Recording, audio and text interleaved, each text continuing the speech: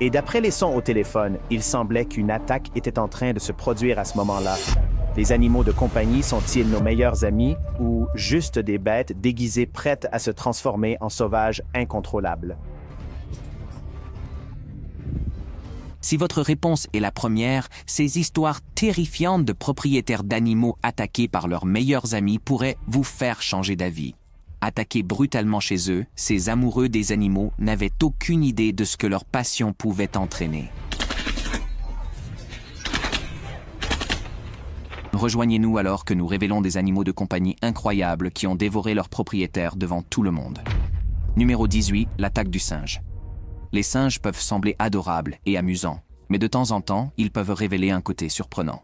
Nga Muhammad, un homme de 72 ans de Malaisie, avait un lien spécial avec son singe de compagnie qui était plus qu'un simple compagnon. Ils travaillaient en équipe. Nga s'occupait des tâches au sol, tandis que son singe grimpait au cocotier pour l'aider à récolter des fruits. Lors d'une de ses journées de routine, Nga a promis à son fils de 29 ans, Zakaria, qu'il ramènerait des noix de coco. Alors, comme d'habitude, il a envoyé son singe en haut de l'arbre pour les récupérer. Mais ce qui a commencé comme une journée normale a pris une tournure sombre. Sans avertissement, le singe a attaqué. Il a mordu le bras de Nga, rompant une artère, et tragiquement, il n'a pas survécu. Zakaria, inquiet de l'absence de son père, est parti à sa recherche pour ne trouver que le corps de son père et un singe agressif qui a failli s'en prendre à lui aussi. Zakaria a partagé avec les nouvelles locales que la famille avait acheté le singe alors qu'il était encore jeune, espérant qu'il aiderait en grimpant au cocotier derrière leur maison pour cueillir des noix de coco. Parlant depuis l'hôpital Sultana Nour Zahira, il se souvient « J'étais à la maison quand c'est arrivé. Après un moment, j'ai trouvé cela étrange parce que tout était si calme. Je n'entendais pas mon père, il n'y avait pas de noix de coco qui tombaient, et il n'y avait pas de bruit du singe. » Lorsqu'il est arrivé sur place, Zakaria a été horrifié de trouver son père allongé immobile sur le sol, son corps froid et sa main droite saignante. Le singe était à proximité. L'homme qui s'est précipité pour aider, Maud Azman Maud Youssof, âgé de 36 ans, a dit qu'il était accouru après avoir entendu des cris. Réalisant que l'homme âgé était déjà décédé, il a aidé Zakaria à retourner chez eux. Il a ensuite appelé le département de la faune et des parcs nationaux, qui est arrivé pour tranquilliser et capturer le singe. Les responsables ont ensuite décidé de réhabiliter l'animal et de le relâcher dans la nature, mettant fin à une relation qui avait terriblement mal tourné. Numéro 17, la tragédie déchirante du chat. Les animaux de compagnie sont souvent une source de réconfort, mais ils peuvent aussi être un rappel tragique de l'isolement auquel certaines personnes font face. Janet Vial, une femme qui passait la plupart de son temps avec ses chats et chiens bien-aimés après le départ de son mari, s'était coupée de la majeure partie du monde. À l'âge de 56 ans, elle n'avait pas d'amis autour d'elle. Lorsque les voisins ont remarqué que sa boîte aux lettres se remplissait de courriers non répondus, ils ont appelé la police pour un contrôle de bien-être, inquiets que quelque chose ait terriblement mal tourné. À l'intérieur de la maison, les autorités ont découvert une scène déchirante. Plusieurs animaux, dont un chat et un chien, gisaient morts dans la cuisine et le salon, bien que d'autres aient survécu. Les rapports indiquaient que les animaux affamés, laissés sans nourriture pendant une période prolongée, avaient commencé à manger leurs propriétaires par désespoir. L'officier Dave Ivy a décrit la maison comme non ventilée pendant des semaines, avec le sol complètement obscurci par des tas de déchets. Le tribunal a été informé que Janet Veal avait mené une vie recluse et s'était éloignée de son mari. En enregistrant un verdict de mort par cause naturelle, le coroner Keith Wiseman a noté « L'officier pensait que les animaux avaient été confinés dans ces 2 pièces au rez-de-chaussée pendant ce qui semblait être plusieurs semaines, voire des mois. Janet était probablement décédée de cause naturelle, mais son corps était resté seul pendant des semaines, et ses chats affamés, désespérés de trouver de la nourriture, avaient fait l'impensable pour survivre. » Il a également été confirmé que Janet n'a pas été attaquée par ses animaux de compagnie pendant qu'elle était en vie. Numéro 16, le tigre à Harlem. Dans une histoire qui semble trop incroyable pour être vraie, Antoine Yates gardait un tigre sibérien bengale nommé Ming dans son appartement à Harlem.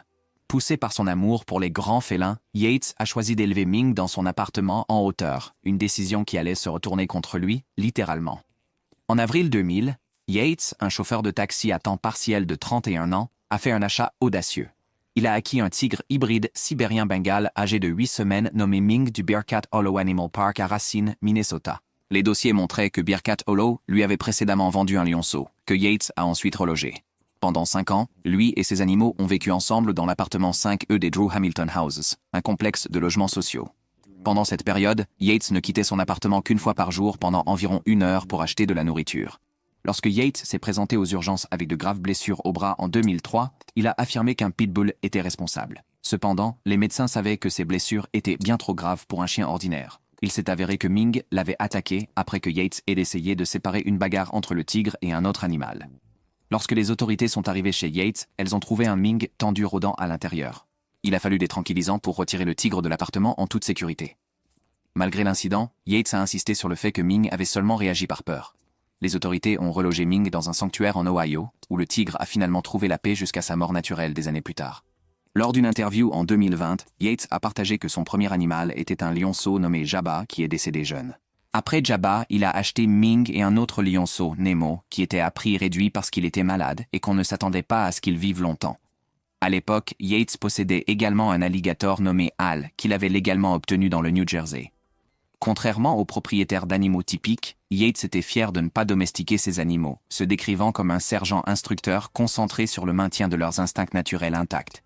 Pour ses actions, Yates a purgé une peine de 3 mois à Rikers Island pour mise en danger imprudente. Selon le New York Times, il vit actuellement en Pennsylvanie avec sa mère.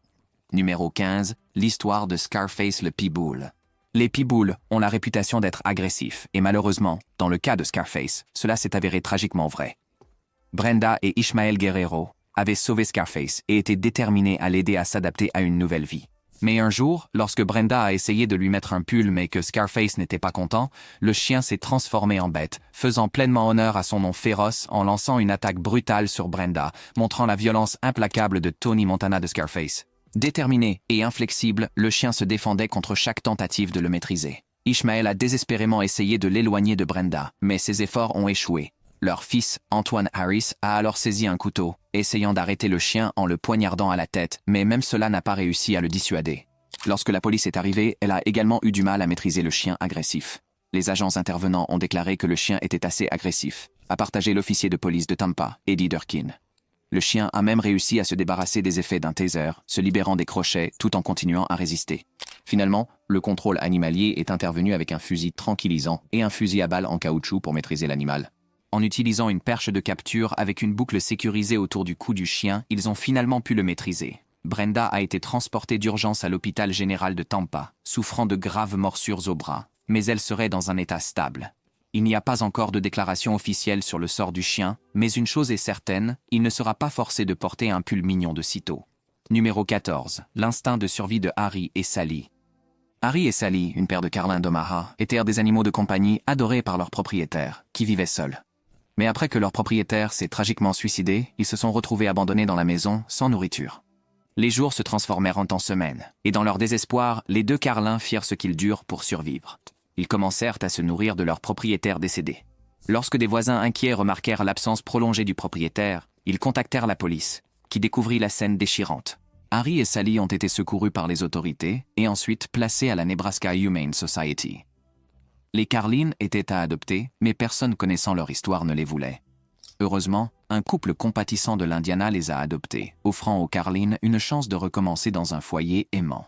La police a également confirmé que Harry et Sally sont des Carlins parfaitement non-violents et qu'ils se sont nourris de leur ancien propriétaire uniquement pour survivre. Numéro 13, la morsure de la veuve noire. Mark Vogel, un Allemand de 30 ans, avait un passe-temps inhabituel. Il était captivé par les arachnides. Il avait amassé plus de 200 araignées et insectes, y compris une veuve noire mortelle. Pendant des années, les amis et la famille de Mark l'avaient mis en garde contre son habitude dangereuse, mais il était implacable. Finalement, ses proches se sont éloignés et Mark est resté seul avec ces animaux dangereux, affirmant qu'ils ne lui faisaient aucun mal, jusqu'à ce qu'un jour sa passion devienne mortelle. Une veuve noire a mordu Mark, et sans personne pour l'aider, le venin a finalement causé sa mort. Des mois plus tard, les voisins ont donné l'alerte, conduisant les autorités à son domicile. À l'intérieur, ils ont trouvé son corps décomposé, ainsi que ses nombreux insectes et araignées qui avaient commencé à se nourrir de lui dans leur désespoir. Les araignées ont finalement été déplacées vers une zone de conservation, mais la nouvelle sinistre a laissé tout le monde terrifié et bouleversé. En particulier, les policiers qui ont découvert le corps de Mark n'en croyèrent pas leurs yeux. Des araignées rampèrent sur tout son corps, a déclaré un porte-parole de la police, décrivant la scène troublante. Elles sortaient de son nez et de sa bouche. De plus gros morceaux de chair avaient été arrachés par des lézards, transportés vers les toiles de tarentules et d'autres grandes araignées mangeuses d'oiseaux. L'officier a décrit une image vivante du petit appartement à Dortmund, en Allemagne. Des cages ouvertes et des terrariums éparpillés partout, tous baignés dans une lueur verte inquiétante. « C'était horrible », a ajouté le porte-parole. La police a décrit l'appartement de Mark comme un mélange troublant entre un jardin botanique et la salle d'élevage de papillons du film Le silence des agneaux. Numéro 12, la tragédie du chimpanzé avec Travis. Travis le chimpanzé était plus qu'un animal de compagnie pour Sandra et Jérôme Harold. Il était traité comme un membre de la famille, surtout après la mort de Jérôme. Sandra ignorait souvent le côté imprévisible de Travis, mais tout a changé un jour.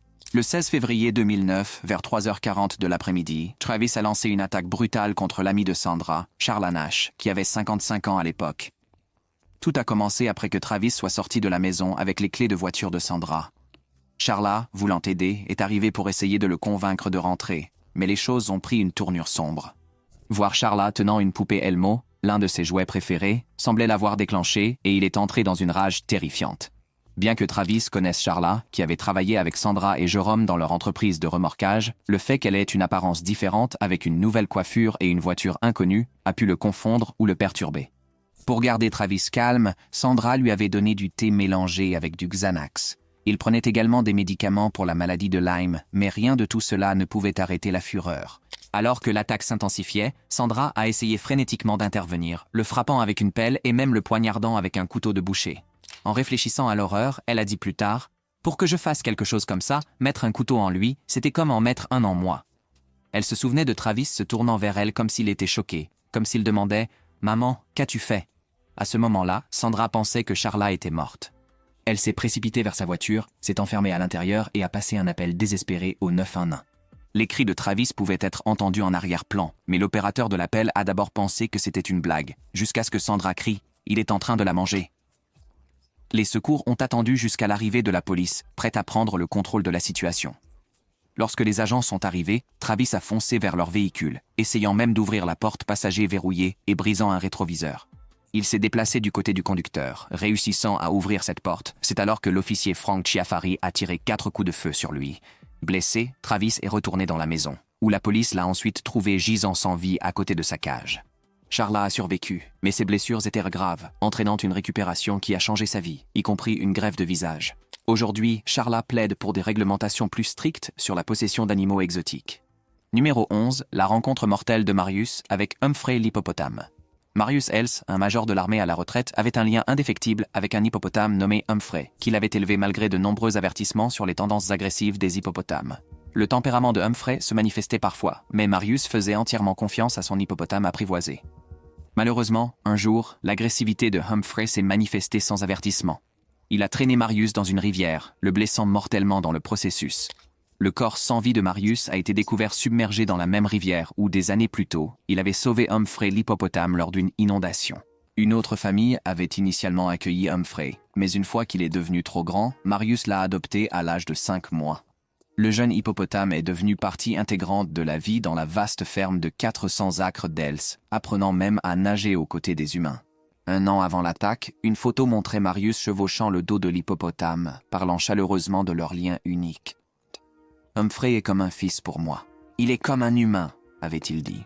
Les gens ne comprennent pas. Ils pensent qu'on ne peut se lier qu'avec des animaux de compagnie comme les chiens et les chats. Mais j'ai une relation avec l'animal le plus dangereux d'Afrique. » Malgré l'affection de Marius pour Humphrey, sa femme, Louise, qui travaillait comme pharmacienne, avait toujours exprimé ses inquiétudes. Il y avait déjà eu des frayeurs auparavant. Plus tôt dans l'année, les médias sud-africains ont rapporté qu'un homme de 52 ans et son petit-fils de 7 ans avaient dû grimper à un arbre pour se mettre en sécurité après qu'Humphrey les ait poursuivis alors qu'ils faisaient du canoë sur la rivière.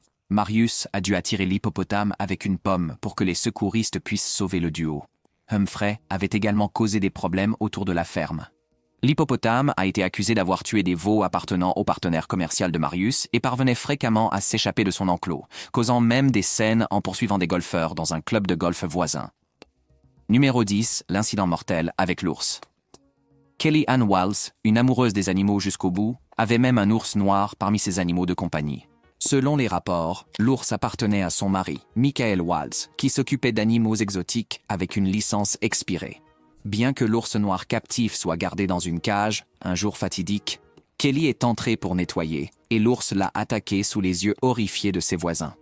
Kelly, qui avait 37 ans, a été déclarée morte sur les lieux, comme l'a confirmé Tim Conway, un superviseur de l'information et de l'éducation à la Commission de la faune de Pennsylvanie. Michael Waltz avait laissé expirer sa licence pour garder et vendre des animaux exotiques en juin 2008, ce que Conway a qualifié de simple formalité. Ayant été licencié depuis 1994, Waltz avait signalé aux autorités en 2007 qu'il hébergeait un lion, un cougar, un jaguar, un tigre, un ours noir, un léopard et 2 servals sur sa propriété à Ross Township, une zone rurale située dans les montagnes Poconos à environ 20 miles au nord-est d'Allentown. Ce dimanche fatidique, Kellyanne Walls est entrée dans la cage en acier et en béton de l'ours, qui mesurait 15 pieds sur 15 vers 5 heures du soir. Elle a tenté de distraire l'ours en lançant une pelle pleine de nourriture pour chien d'un côté pendant qu'elle nettoyait l'autre côté. Malheureusement, à un moment donné pendant ce processus, l'ours s'est retourné contre elle et a lancé une attaque. Plus tard, le coupable a été confisqué par les autorités. Numéro 9, la rencontre fatale de Timothy Treadwell avec un grizzly.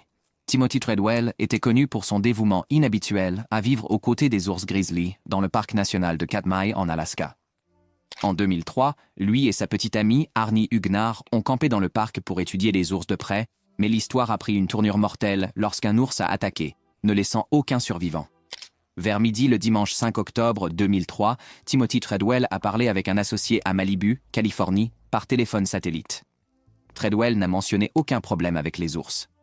Le lendemain, le 6 octobre, Willie Fulton, un pilote de Kodiak Air Taxi, est arrivé au campement de Treadwell et Huguenard pour les récupérer, mais a trouvé la zone abandonnée à l'exception d'un ours et a contacté les gardes du parc local. Les restes mutilés du couple ont été découverts rapidement lors de l'enquête. La tête défigurée de Treadwell, une partie de sa colonne vertébrale, son avant-bras droit et sa main avec sa montre-bracelet encore attachée ont été retrouvés à une courte distance du camp.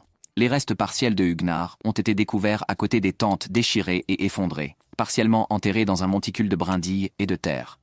Un grand ours mâle, marqué ours 141, protégeant le campement a été neutralisé par les gardes du parc lors de leur tentative de récupérer les corps. Un deuxième ours adolescent a également été abattu peu de temps après lorsqu'il a chargé les gardes du parc. Une nécropsie sur place de l'ours 141 a révélé des parties de corps humains, comme des doigts et des membres. L'incident troublant a même été partiellement enregistré, ce qui a aidé les enquêteurs à comprendre ce qui a pu arriver au couple malchanceux. Dans l'enregistrement, on peut entendre Treadwell crier à l'aide, mais malheureusement, personne n'était là. Numéro 8, la morsure de serpent fatale. Garder un serpent venimeux comme animal de compagnie, en particulier un mamba noir, est un risque que très peu de gens sont prêts à prendre. Les mambas noirs sont tristement célèbres pour leur venin puissant et leur nature agressive, se classant parmi les serpents les plus mortels au monde. Une seule morsure peut tuer en quelques heures si elle n'est pas traitée, ce qui la rend incroyablement dangereuse, même pour les propriétaires expérimentés. Alita Stacy de Putnam Lake, New York, avait cependant une profonde fascination pour les reptiles et a collectionné plus de 70 serpents, y compris un mamba noir.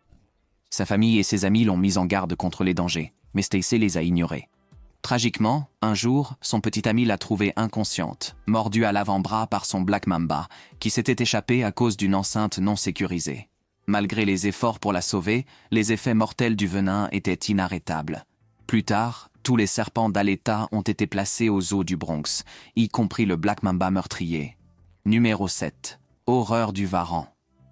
La fascination de Ronald Huff pour les reptiles était intense, en particulier son amour pour les varans, des créatures connues pour leur taille considérable et leurs griffes puissantes. Certaines espèces sont même venimeuses, et ce sont des chasseurs habiles capables d'abattre des animaux comme les kangourous. Les amis et la famille de Huff étaient préoccupés par son choix de garder ces lézards à la maison, mais ils n'étaient pas découragés. Après quelques jours sans contact, un voisin inquiet a demandé au shérif de vérifier Huff. Lorsque les officiers sont arrivés, ils ont entendu des bruits étranges à l'intérieur, mais n'ont reçu aucune réponse. En entrant, ils ont été confrontés à une scène choquante, le corps sans vie de Huff entouré de ses 7 varans, qui avaient commencé à se nourrir de lui. Les enquêteurs pensent qu'il a pu s'effondrer à cause d'une maladie ou d'une blessure près de ces animaux, incitant les lézards à profiter de la source de nourriture. Numéro 6. La catastrophe du python birman. Les animaux exotiques apportent une excitation unique, mais parfois ils comportent des risques qui deviennent fatals. Jaren Hare et Charles Darnell, un couple aux États-Unis, possédaient un python birman albinos, un constricteur non venimeux mais massif qui atteignait 8 pieds de long. Contrairement aux serpents venimeux, les pythons birman tuent en s'enroulant autour de leur proie et en la constrictant. Et ce serpent en particulier vivait dans une cage de fortune maintenue par guère plus qu'un édredon et quelques épingles, un arrangement qui allait bientôt s'avérer désastreux. Leur mode de vie quelque peu chaotique, y compris la consommation de substances, pourrait avoir contribué à l'oubli de contenir le serpent en toute sécurité. Une nuit en 2009, le python s'est échappé et a rampé dans la chambre de leur jeune fille. Quand Darnell a trouvé le serpent enroulé près d'elle le lendemain matin, il l'a frappé de rage. Mais la tragédie s'était déjà produite. Darnell a dit aux adjoints qu'il s'était réveillé au milieu de la nuit et avait trouvé le python dans le couloir. Alors il l'a remis dans son aquarium de 200 gallons où il passait la plupart de son temps. Il pensait avoir sécurisé le serpent en le plaçant dans un sac à linge avec un petit trou et en couvrant l'aquarium avec un édredon maintenu par des épingles de sûreté. Cependant, Hare a informé les adjoints que le serpent s'était échappé du réservoir et du sac à linge 10 fois au cours des 2 mois précédents, et elle prévoyait de créer un couvercle verrouillable pour le réservoir. La loi de l'État de Floride exige que les propriétaires gardent les pythons sous clé. Ni Darnell ni Hare n'avaient obtenu de permis d'État pour garder le python. Darnell a mentionné que le serpent devait être nourri pour son repas mensuel, mais il ne croyait pas que l'animal voulait manger la petite fille. Il a dit qu'il avait poignardé le serpent en essayant de libérer la fillette de son emprise, mais l'enfant était déjà morte, selon le rapport du shérif. Les autorités ont ensuite retiré le python et l'ont emmené à une base de l'armée de l'air des États-Unis pour des exercices d'entraînement. Hare et Darnell ont finalement été tenus responsables et condamnés à 12 ans pour leur négligence imprudente. Il y avait aussi des rapports selon lesquels le couple, dans leur frénésie induite par la drogue, aurait pu essayer d'éliminer leur enfant. Numéro 5. L'attaque du gnou. L'amour de Klaus Radan pour les animaux exotiques incluait la garde de lamas, d'émeus, de rennes, d'autruches, et même d'un bébé gnou sur sa propriété. À mesure que le gnou mûrissait, ses instincts sauvages naturels commençaient à émerger, surtout pendant la saison des amours, le rendant de plus en plus imprévisible. Le 5 décembre 2004, la femme de Klaus a commencé à s'inquiéter lorsqu'il n'est pas revenu après le déjeuner. En le cherchant, elle est tombée sur une scène horrifiante, le corps de Klaus gisant gravement blessé dans la cour de la grange, manifestement attaqué par le gnou dans une frénésie de rut. Elle a rapidement pris son téléphone et a appelé le 911. Les ambulanciers sont arrivés rapidement, mais les blessures de Klaus étaient trop graves. Ils ont essayé de le récupérer, mais c'était trop tard. Le coroner a rapporté que l'animal sauvage avait apparemment chargé Klaus plusieurs fois avant de l'écraser. La cause du décès a été déterminée comme étant un traumatisme contondant à la poitrine et à la tête. Selon la police, les cornes du gnou, qui poussent généralement grandes et courbées, avaient-elles été coupées jusqu'au moignon. Numéro 4. La tragédie du casoar. Le casoar, originaire du nord de l'Australie et des îles environnantes, est souvent surnommé l'oiseau le plus dangereux du monde en raison de ses pattes puissantes et de ses griffes acérées comme des rasoirs. À 75 ans, Marvin Hadjo était connu comme un éleveur dévoué d'oiseaux exotiques, y compris les casoars, les émeus et les autruches. Et il a même réussi à élever des casoars aux États-Unis, un exploit qui lui a apporté une fierté considérable. Un jour, Hadjo a trébuché près de l'un de ses casoars, effrayant l'oiseau. Le casoar a attaqué, infligeant plusieurs blessures profondes avec ses griffes. Bien que Hadjo ait réussi à appeler 991, l'oiseau a agressivement empêché les secours d'atteindre Hadjo, retardant l'assistance. Malheureusement, Hadjo est décédé de ses blessures, laissant sa petite amie traumatisée. D'après ce que je comprends, le monsieur était près de l'oiseau, et à un moment donné, il est tombé. Lorsqu'il est tombé, il a été attaqué, a déclaré le chef adjoint Jeff Taylor au journal Gainesville Sun. Une femme sur la propriété, qui s'est identifiée comme la partenaire de Hadjo, a partagé avec le journal qu'il faisait ce qu'il aimait. Hadjo a subi des blessures profondes par perforation et des coupures infligées par les griffes acérées de l'animal, qui ont sectionné une artère principale dans son bras, selon un rapport d'autopsie récemment publié. Des diagrammes détaillant les blessures de Hadjo ont révélé plus d'une douzaine de lacérations sur son visage, cou, dos, abdomen, cuisses, jambes et bras droits, y compris des dommages importants à son artère brachiale, le principal vaisseau sanguin du bras supérieur. Après l'attaque, le casoar a été vendu à la vente aux enchères de bétail de la côte du Golfe. Hadjo n'était pas tenu d'obtenir un permis pour élever ces oiseaux, qui sont originaires d'Australie, de Nouvelle-Guinée et d'autres îles du Pacifique Sud.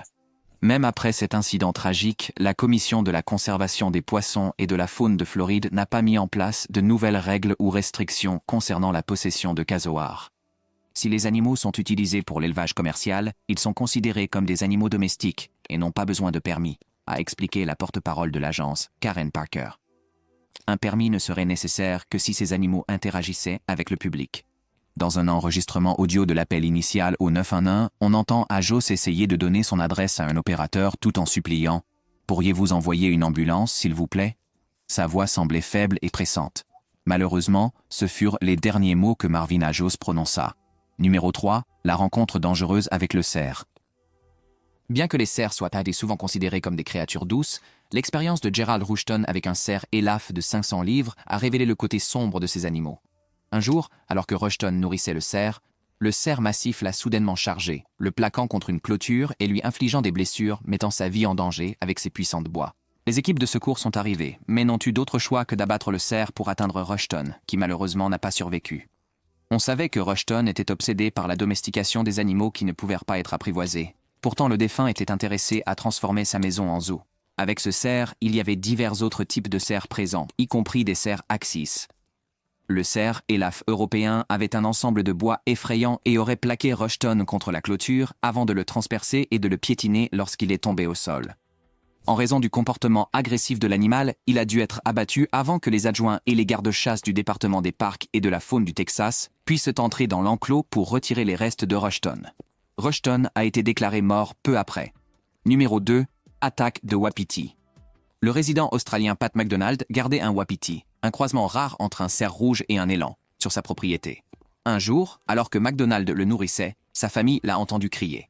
En se précipitant dehors, sa femme l'a trouvé attaqué par l'animal agressif. Un ambulancier à proximité a aidé, mais les blessures de McDonald étaient graves. Le Wapiti a dû être éliminé aussi. Numéro 1. La crise du puma. Amber Michelle Couch, une résidente du Texas, gardait un puma comme animal de compagnie malgré l'absence des permis et vaccinations nécessaires. Le puma, confiné dans une cage exiguë, devenait de plus en plus agressif. Tragiquement, le neveu d'Amber s'est approché trop près de la cage un jour et le puma a attaqué, causant de graves blessures au visage. Heureusement, il a survécu à l'attaque. Les autorités ont finalement retiré le puma, invoquant le non-respect par Couch des normes de sécurité pour la possession d'animaux exotiques. Merci de nous avoir regardés et nous vous verrons dans la prochaine vidéo.